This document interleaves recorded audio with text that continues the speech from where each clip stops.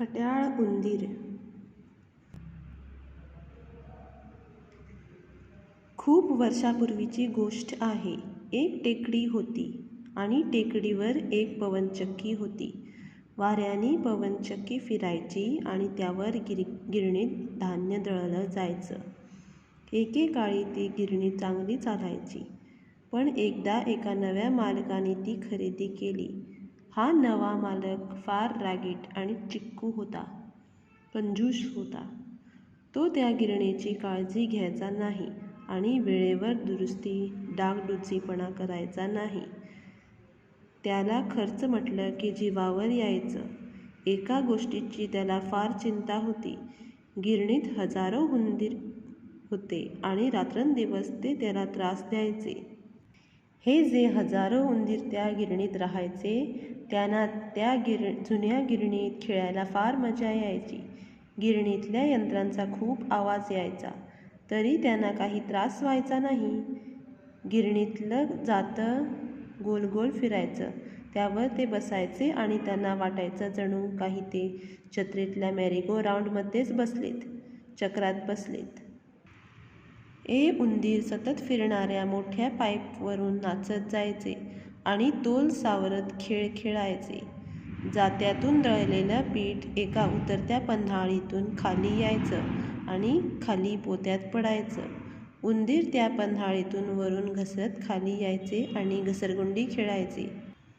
उंदीर या जुन्या गिरणीवर फार खुश होते. रात्री जेव्हा आकाशात गोल चांदोबा उगवायचा, तेव्हा पवनचक्की फिरणं बंद व्हायची आणि सगळी यंत्रं बंद व्हायची.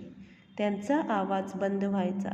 तेव्हा मग सगळे उंदीर त्यांचा जो पुढारी होता त्याच्या भोवताली जमा व्हायचे. त्यांचा पुढारी होता तो एक पांढरा उंदीर होता.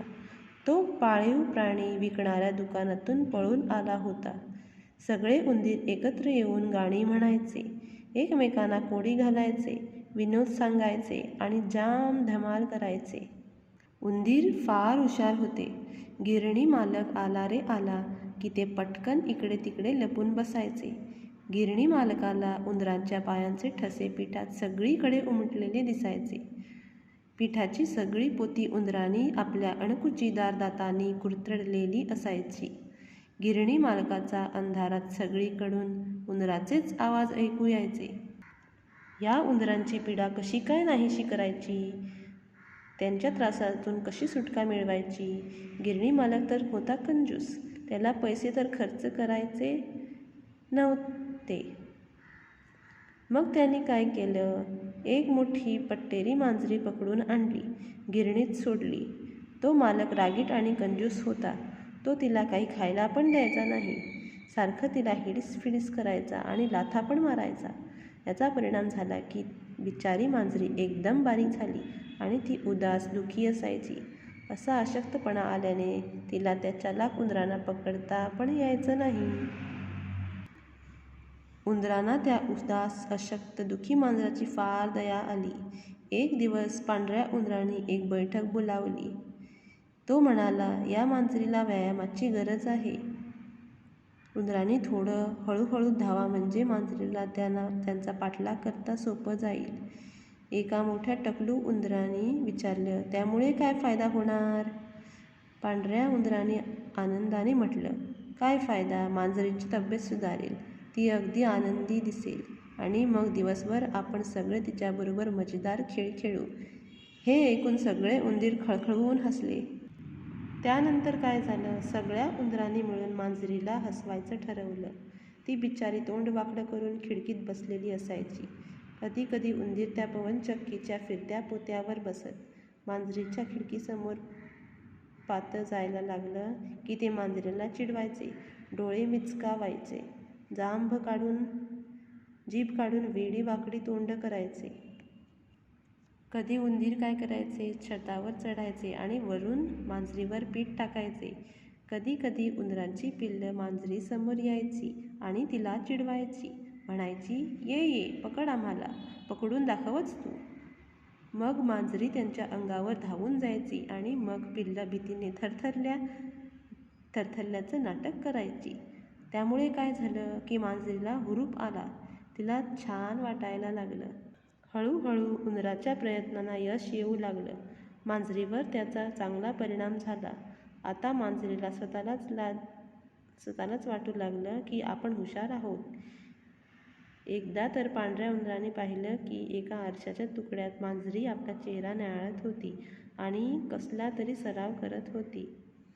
ती उंदीर पकडण्याचा सराव करत होती. तिथे एक स्क्रूड्रायव्हर होता. त्यावर तिने झेप घेतली.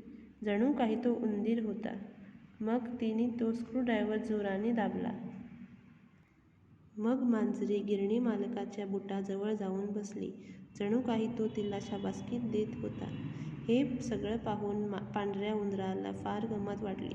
तो मोठ्याने ओरडला, "अरे बापरे, मला फार भीती वाटते. काय भयंकर मांजरी आहे ही.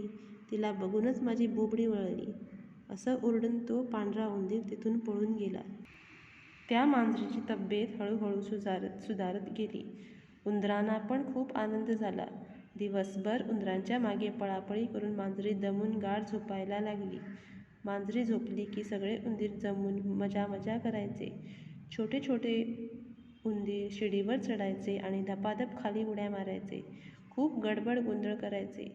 मोठे उंदीर कुठे बसायचे माहीत आहे? गिरणीत मजुराच्या टांगलेल्या कपड्यांच्या खिशात आणि मग गप्पा मारायचे. बघा, काळ किती बदललाय.